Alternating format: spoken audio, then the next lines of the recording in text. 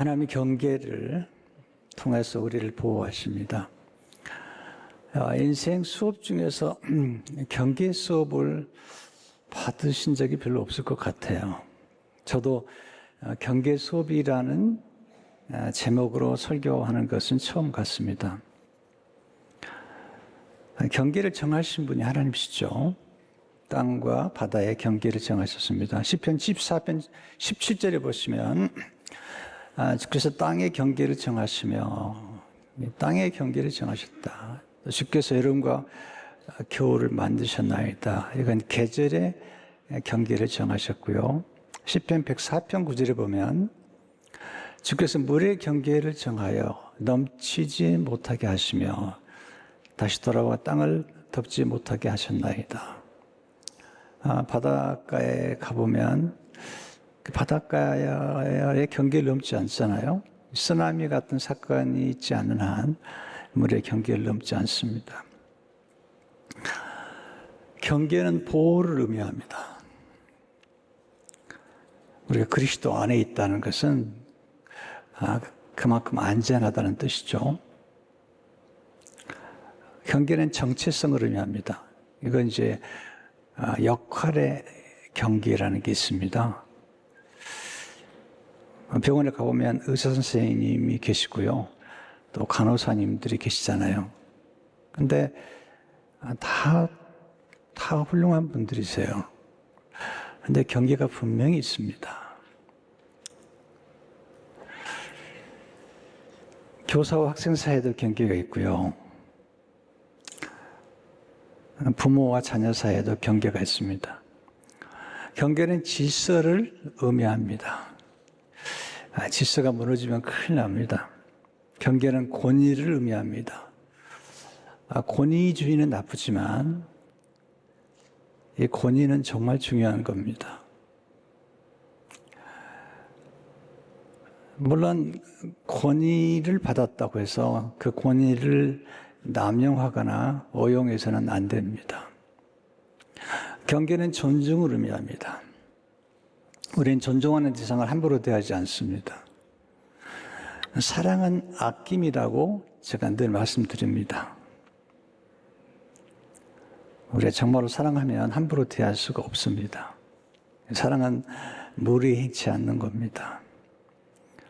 경계는 지켜야 할 선이 있습니다. 철로라는 게 있잖아요. 철로를 벗어나면 탈선하게 되고 탈선하게 되면 수많은 사람의 생명을 앗아갈 수도 있습니다. 경계는 지혜인데 즉 분별력이죠.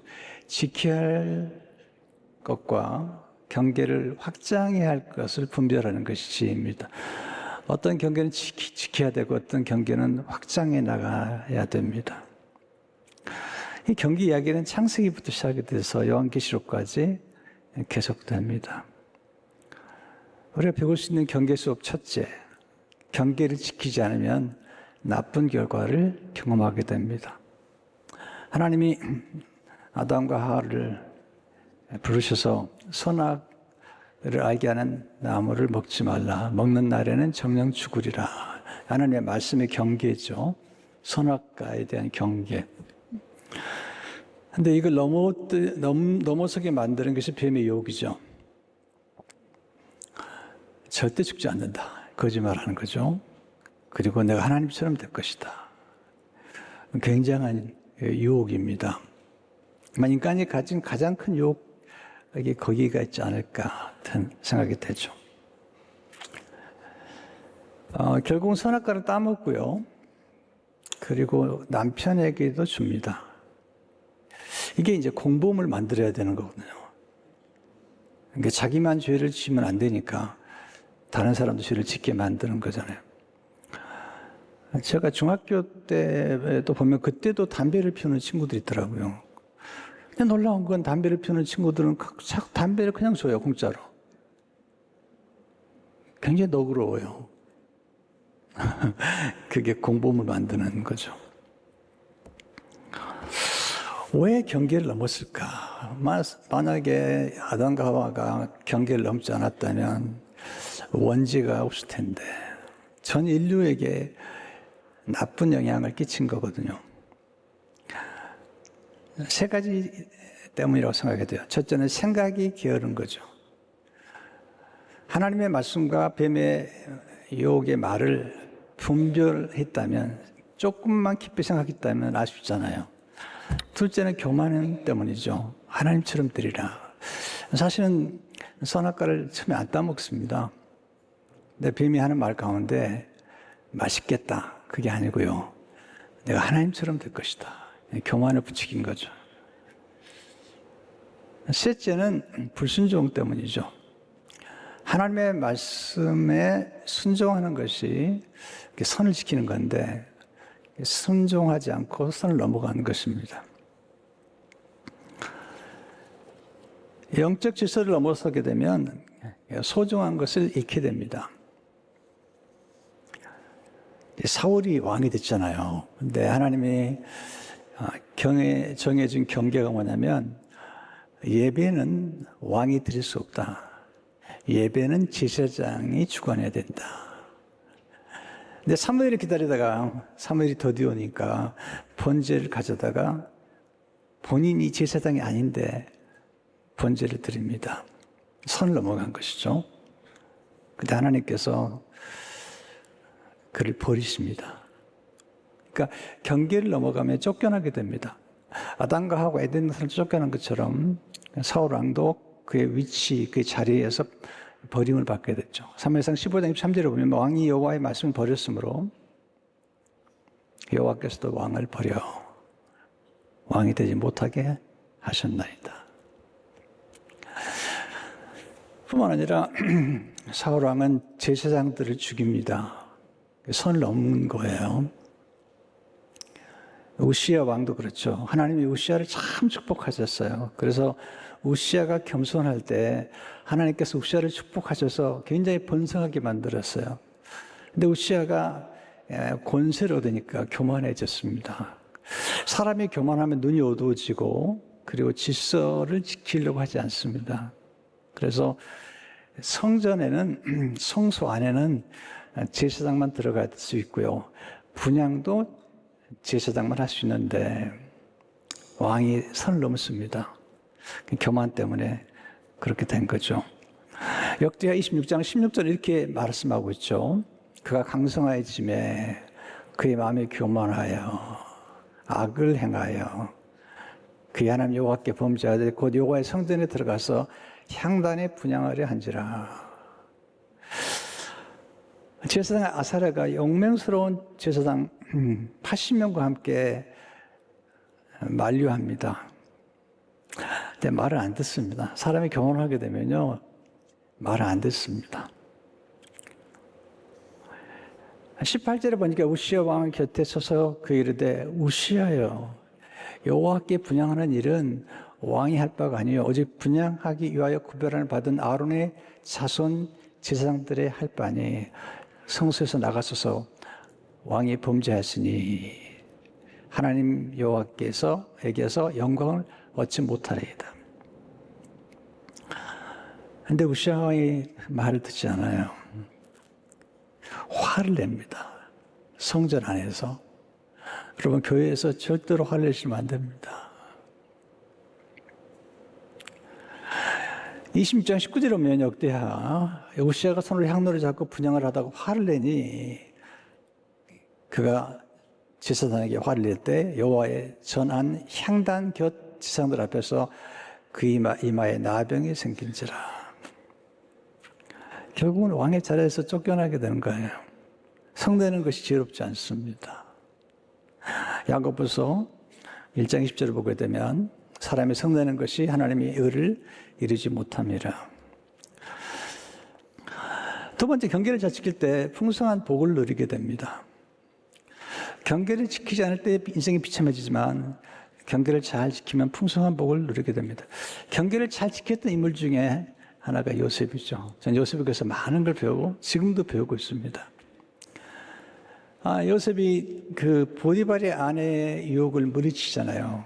그건 경계를 지키기 위해서 물리쳤는데 그 결과가 감옥에 들어가는 겁니다.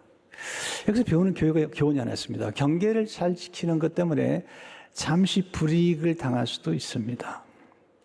보디발의 아내가 유혹을 하는데 분명하게 경계를 지켰습니다.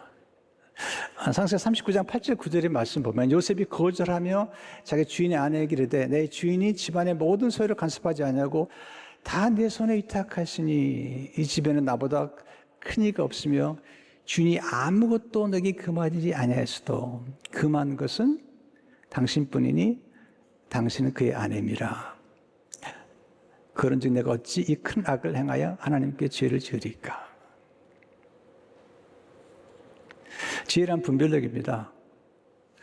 지혜란 금하지 않은 것과 금한 것을 알고 그 선을 지키는 분별력입니다. 그런 두 가지 경계를 말하죠. 첫째는 그의 주인이 정해진 경계입니다. 아내는 안 된다. 둘째 경계는 하나님이 정해진 경계죠. 내가 하나님 앞에서 어찌 악을 행하리요. 근데 기록했습니다. 경계를 지킨다고 당장은 좋은 결과를 얻는 것이 아닙니다. 경계를 지킴으로 당장은 손해를 볼 수 있습니다. 불이익을 당할 수 있습니다. 여러분 사업을 하더라도요. 어떨 때 손해 볼 수가 있죠. 근데 당장 유익을 위해서 경계를 넘어가면 반드시 값을 지불하게 되어 있습니다. 인생은 공평하지 않지만 상당히 정직합니다. 심은 것을 거두게 되어 있습니다. 두 번째, 경계를 잘 지키면 마침내 형통하게 됩니다. 요셉은 보디발의 경계를 넘지 않았고요. 나중에 왕을 만났는데 바로 왕이라는 그의 위치의 경계를 넘지 않습니다. 이제 나중에 바로 왕이 요셉을 부르죠. 그러면서 창세기 41장 15절에 말씀하죠. 들은즉 너는 꿈을 들으면 능히 푼다 하더라. 능히 푼다 하더라. 놀라운 얘기를 합니다. 이게 요셉이 진짜 하나님 마음에 쏙 드는 거죠. 41장 16절에 보면 요셉이 바로에게 이르되 대답하여 이르되 내가 아니라 하나님께서 바로에게 편안한 대답을 하시리이다. 하나님이 하시는 겁니다. 경계죠. 요셉은 그의 경계를 분명히 알고 바로 왕을 섬기고 그리고 하나님을 섬깁니다. 그런 바로 왕의 위치를 절대로 범하지 않습니다. 모든 영광을 바로에게, 모든 영광을 하나님께 돌립니다. 그리고 모든 것을 이룹니다. 세 번째, 행복한 관계를 위해서는 일정한 경계를 지킬 줄 알아야 됩니다. 경계를 지킨다는 것은 서로를 존중한다는 뜻입니다. 부모와 자녀, 남편과 아내, 스승과 제자, 멘토와 멘티, 목회자와 성도들 다 경계가 있습니다. 경계를 지킬 때 안전합니다. 경계는 안전을 보장해 줍니다. 경계 안에서 행할 때 안전하고 평화롭습니다. 경계를 넘었을 때 다툼과 갈등과 불화가 생깁니다. 경계를 지킨다는 것은 뭐를 말할까? 예의를 지키는 것입니다. 사랑은 무례히 행치 않는 것입니다. 고린도서 13장 5절에 보면 사랑은 무례히 행하지 아니하며, 여러분 경계는 부모를 공경하는 것이잖아요. 경계는 서로를 존중하는 것이죠. 존중이란 정기 여기는 것입니다. 함부로 대하지 않는 것입니다. 경계를 넘었을 때 사람을 무시하게 되고 배신하게 되고 배반하게 됩니다. 인류 역사를 보면요, 배신이나 배반에 대해서는 반드시 나쁜 평가를 하게 되어 있습니다. 경계를 지킬 때 만나는 사람을 우리는 존중하게 되고 신의를 지키고 신뢰를 소중히 여기게 됩니다. 여기서 기억할 게 있습니다. 첫째, 친밀한 관계일수록 경계가 필요합니다. 사람은 익숙한 것을 친밀하다고 오해하는데요. 그래서 익숙하면 함부로 대하죠. 뭐 야자 게임하고 이러다 큰일 나는 겁니다. 말을 함부로 하게 되죠. 익숙하게 되면. 말투가 거칠어지고요. 여러분, 말에도 선이 있습니다. 선이 넘어가는 말은 관계를 반드시 깨뜨리게 되고요.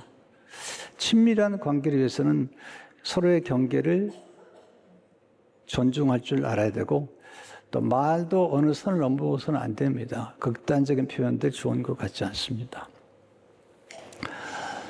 두 번째, 진짜 친밀한 관계를 위해서는 경계를 지키려면 겸손한 성품을 늘 갖고 와야 됩니다. 경계를 넘어선 사람들의 문제는 교만에 있습니다. 교만과 오만은 방심을 낳습니다.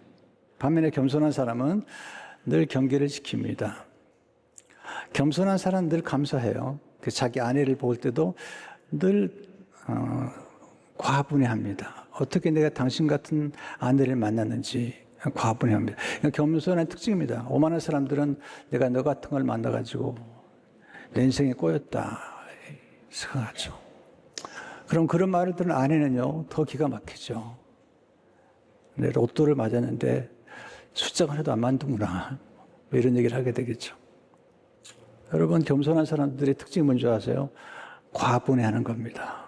또 덕분에라는 표현을 쓰게 됩니다. 그래서 아내와 남편의 지분은 반드시 50대 50입니다. 그리고 더 좋은 집안의 지분은 아내가 다 갖는 겁니다. 그러면 가정이 편합니다. 내 것도 당신 것, 당신 것도 당신 것. 그러면 가정은 편해집니다.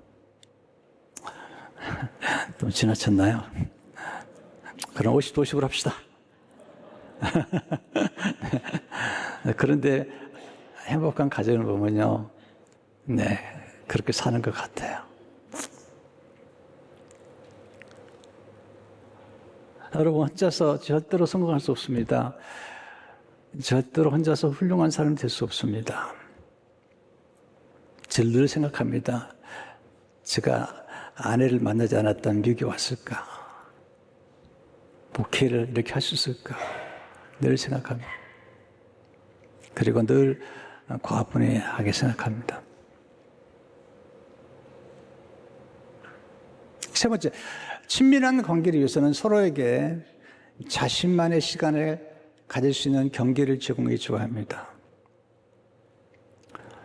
예수님은 홀로 있는 시간들을 가끔 가지셨습니다. 우리에게는 누구나 다 자신만의 시간, 어렵긴 해도 자신만의 공간을 가질 수 있는 그런 경계가 꼭 필요합니다. 예수님께서 사람들이 왕을 삼으려고 그랬잖아요.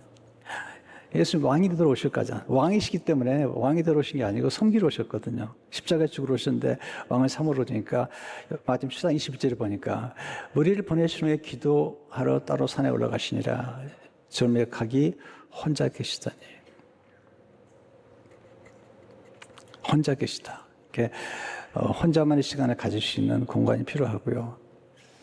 또 특별히 이제 어린아이들을 키우는 젊은 엄마들 정말 힘들거든요. 정말 힘듭니다. 그럴 때는 남편이 시간을 내서 혼자 있는 시간을 갖도록 도와줘야 되고요. 또한 부모님들이 좀 돌봐줘서 혼자 있는 시간을 좀 갖도록 해줘야 됩니다.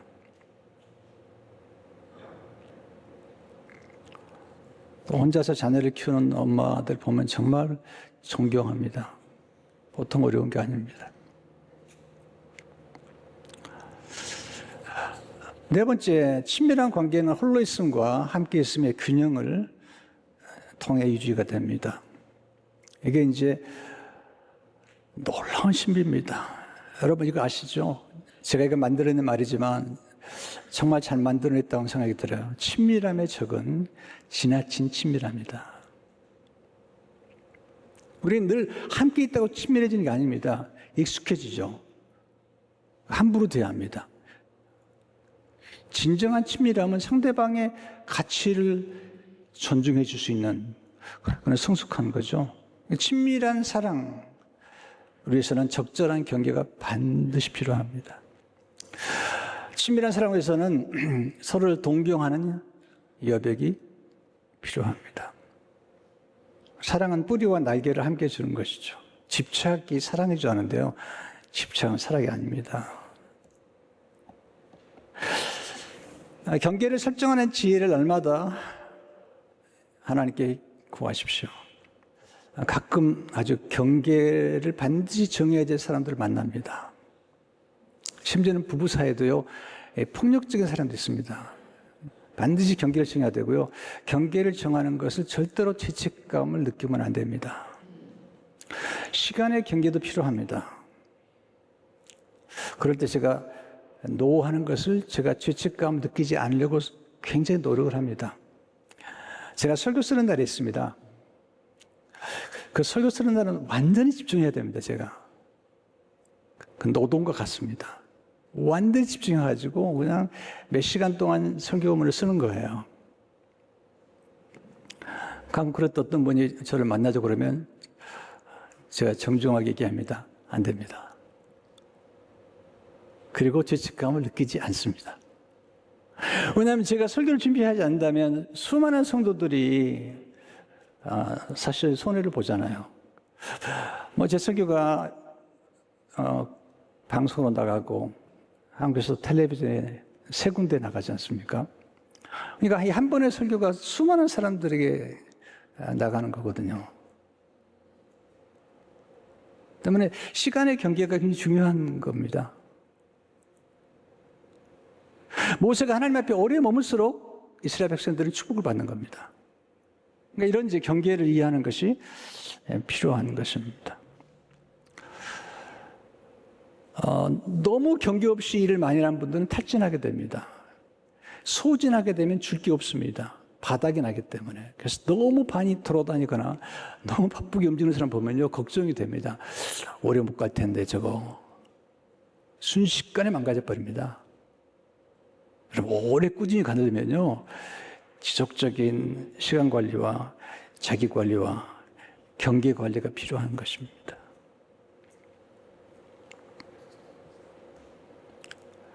그러면 지켜야 될 경계와 넘어서야 경계를 분별한 것이 지혜입니다. 어떤 경계는 확장해야 되는데 그 말씀이 이사야 26장 15절의 말씀이에요. 여호와 주께서 이 나라를 더 크게 하셨고 이 나라를 더 크게 하셨나이다. 스스로 영광을 얻으시고 이 땅의 모든 경계를 확장하시네. 때로는 경계를 확장할 때가 있다는 거죠. 야베스 기도를 우리가 좋아하잖아요. 역대장 4장 13절에 10절에 보면 야베스가 이스라엘 하나님 아래에 가로되 예언컨대 주께서 내게 복의 복을 더하사 나의 지경을 넓히시고 주의 손으로 나를 도우사 나로 환난을 벗어나 근심이 없게 합사했더니 하나님이 그 구하는 것을 허락하셨더라. 저도 지경을 넓혀갑니다. 지식의 지경, 관계의 지경, 또 멘토링하는 멘티의 지경을 넓혀갑니다. 제가 이제 4월, 5월 달에 한국에 이번에 집회 나가게 되면 이번엔 진주를 다녀오게 됩니다. 진주를요. 진주는 처음 가보는 것 같아요. 네, 그냥 지경을 넓혀가는 겁니다. 선교나 그리고 관계의 지경을 넓혀가는 겁니다. 또 내가 공부하는 주제도 지경을 높여가는 겁니다.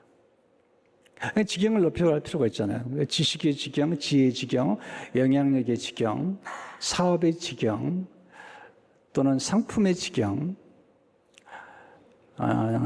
이런 작품의 지경을 높여가는 것이죠. 그래서 어떤 경계를 지켜야 되지만 어떤 경계는 확장해 나가야 되잖아요.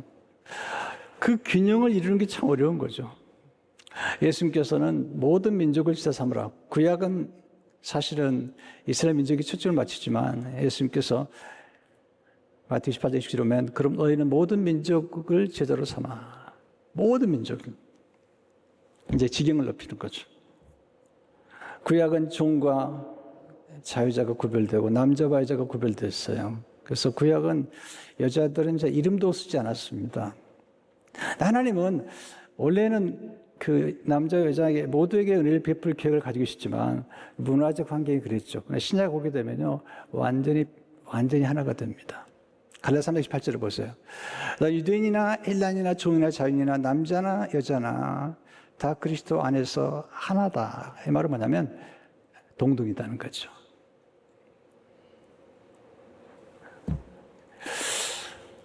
그래서 그 남자와 여자가 하나다. 신약에 보게 되면 모두가 제사장이고 모두가 장자가 됩니다. 모두가 그리스도와 함께한 상수자가 되잖아요. 이게 지경이 넓혀진 거죠. 놀라운 것입니다. 마가복음 10장 15절을 보게 되면 또 이르시되 너희는 온 천하에 다니며 만민에게 복음을 전파하라. 그래서 우리가 한 해를 생활할 때마다 늘 내가 지켜야 될 경계가 무엇인지 생각하고요. 그 다음에 내가 확장해야 될 직이 무엇인지를 생각하는 게 필요합니다. 경계를 잘 지키고 또 어떤 경계를 확장함으로 큰 복을 누리시기를 축원합니다.